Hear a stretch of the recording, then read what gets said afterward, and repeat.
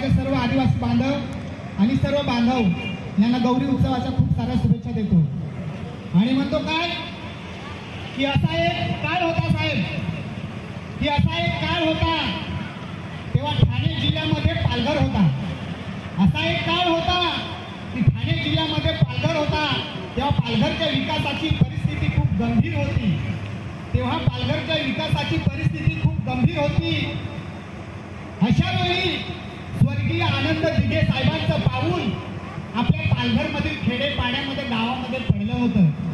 अशा वेळी स्वर्गीय आनंद दिघे साहेबांचं पाऊल आपल्या खेडे गावामध्ये पाड्यामध्ये पडलं होतं आणि तेव्हापासून माजी मुख्यमंत्री सर्वांचे लाडके माजी मुख्यमंत्री एकनाथ शिंदे साहेब पालघरमधील जनतेचे कैवारी झाले आहेत आणि तेव्हापासून माजी मुख्यमंत्री एकनाथ शिंदे साहेब पालघरमधील सर्व जनतेचे कैवारी झाले आहेत। म्हणून म्हणायचं काय, त्या तेव्हाच्या काळात बाई आपली परिस्थिती बिकट सारी, त्या तेव्हाच्या काळात बाई आपली परिस्थिती बिकट सारी, आपल्या गावात रस्ता नाही, लहान बालक कुपोषित होई।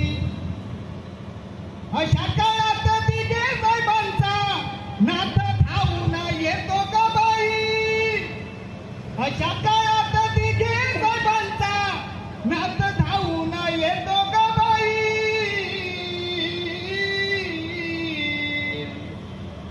दिघे साहेबांच्या आशीर्वादाने आणि एकनाथ शिंदे साहेबांच्या आशीर्वादामुळे खूप लोकांचं भलं झालेलं आहे। पूर्वी आपल्या लोकांची परिस्थिती खूप गंभीर होती, राहायला चांगलं घर नव्हतं, खायला पोटभर अन्न नव्हतं, म्हणून गरोदर मातांना कुपोषित बालके होत होती।